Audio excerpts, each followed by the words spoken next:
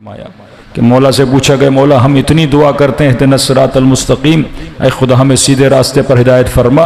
مولا فرماتے انا الصراط، میں علی وہ راستہ ہوں جس کی دعا ہر روز نماز میں کرتے ہو، اے خدا مجھے کس کے راستے پہ قرار دے؟ راہ ابا امیر المومنین پہ قرار دے۔ تو ایک تو اللہ کا شکر ادا کرنا چاہیے کہ خدا نے آپ کے دلوں میں آل رسول کی محبت کو ڈالا ہے۔ یہ واحد ربط ہے، یہ حبل اللہ المتین ہیں، وہ اللہ کی رسی ہیں جو بندوں کو خدا سے ملاتی ہیں، جو صدیوں کا سفر دنوں میں طے کرواتے ہیں۔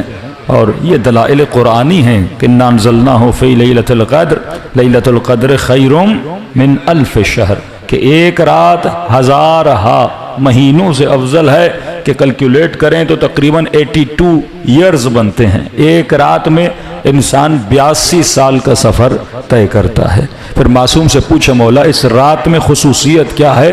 فرمایا کیونکہ اس رات میں ملائکۃ اللہ، اللہ کے ولی کے قلب پر نازل ہوتے ہیں، اور جب تم اس رات دعا کرتے ہو تو خدا ولی خدا کے صدقے میں تجھے اتنا ثواب عطا کرتا ہے۔ تو جب امام حسین سے آپ جڑ جاتے ہیں تو خداوند متعال اپنے ساتھ آپ کو جوڑ لیتا ہے۔ ہمیشہ یاد رکھیں رابطہ بندے کا اور خدا کا یہ رحمت کا رابطہ ہے، رافت کا رابطہ ہے، ورنہ ہم اس قابل نہیں کہ پروردگار عالم ہمیں درجات دے، انسان سراپا گنہگار ہے۔ لیکن جب خدا کو محمد مصطفیٰ کا واسطہ دیتے ہیں تو خدا اپنے نبی پر جو رحمتیں بھیج رہا ہے ان کے صدقے میں، اس نبی کے وجود کی برکت میں بندوں کو عطا کرتا ہوا چلا جاتا ہے۔ اور صرف یہ یہاں سے نہیں، یہ قرآن کا دیرینہ واقعات ہے، جب آپ پڑھیں گے تو آپ کو سمجھ آئے گا کہ ابتداء خلقت میں جب پروردگار عالم نے حضرت آدم کو خلق کیا تو ملائکۃ اللہ کو حکم ہوا کہ کسے سجدہ کریں؟ آدم کو سجدہ کریں۔ کبھی سوچا کریں کہ آدم کو ہی سجدہ کیوں؟ یعنی سب سے پہلے جو دعوت شرک دے رہا ہے گویا وہ خدا ہے، کہ آج وہابی کہتے ہیں سجدہ کس کے لیے ہے؟ اللہ کے لیے۔ اب کوئی اور نہیں، خود خدا کہہ رہا ہے کہ اے ملائکۃ اللہ کسے سجدہ کرو؟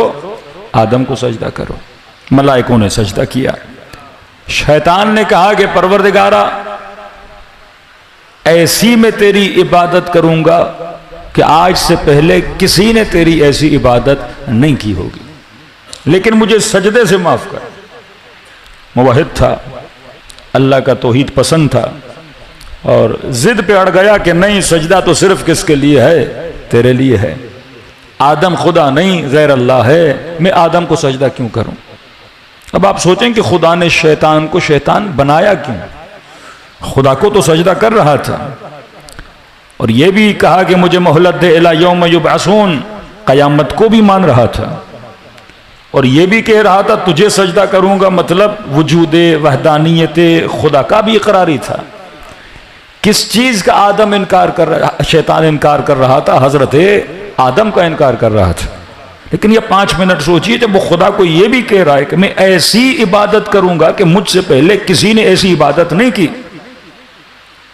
لیکن پروردگار عالم نے جواب دیا، اللہ نے کہا مجھے وہ عبادت نہیں چاہیے جو تو کرنا چاہتا ہے، مجھے ویسی عبادت چاہیے جیسی میں کروانا چاہتا ہوں، کہ میں اپنی مرضی سے ایسی عبادت کروں۔ فرمایا نہیں، یہی میری عبادت میں شامل ہے کہ تو کسے سجدہ کرے؟ آدم کو سجدہ کرے۔ کیوں آدم سے سجدہ کروں؟ کیونکہ کئی لوگ ہیں جو اللہ تک ڈائریکٹ جانا چاہتے ہیں، لیکن خدا یہ کہتا ہے میرا فیض اگر تجھے ملے گا تو ولی کے ذریعے سے ملے گا۔ اگر تیرے دل میں میرے بنائے ہوئے ولی کا احترام ہے، عظمت ہے، سجدہ تعظیم وجود میں لاؤ گے تو اللہ کہتے ہیں ہاں پھر میری عبادت کرو، اس عبادت کا اجر بھی دوں گا، اس عبادت کا ثواب بھی دوں گا، کیونکہ میں جتنی چیزیں دیتا ہوں وہ فیض کے ذریعے سے دیتا ہوں، اور بندے اور خدا کے درمیان جس کو وسیلہ فیض بنا رہا ہوں وہ میرا ولی ہے۔ حضرت موسیٰ کے زمانے میں رسول خدا سے منقول ہے، حضرت موسیٰ نے پروردگار عالم سے کہا کہ پروردگارا اس شیطان بدبخت نے اتنے بندوں کو گمراہ کیا ہے، تو اگر اجازت تو میں ذرا صلح صفائی کروا دوں تاکہ مسئلہ ہی ختم ہو جائے۔ تو اللہ نے کہا بات کرو، کہ پروردگارہ اگر معافی مانگ لے تو معاف کر دو گے؟ تو خدا نے کہا میں ارحم الراحمین ہوں، توبہ کا دروازہ کھلا ہوا ہے، معاف کر دوں گا۔ موسیٰ نے کی بات شیطان سے کہ ابھی تک تم نے جتنے بھی گناہ کیے، جتنوں کو گمراہ کیا، خدا معاف کرنے کے لیے تیار ہے۔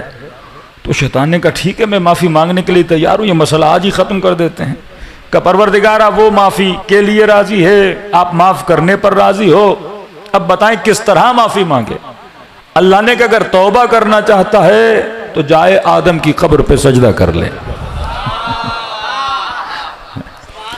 دیکھو توبہ بھی تب تک توبہ قبول نہیں ہو رہی جب تک بندہ ولی سے نہ ملے۔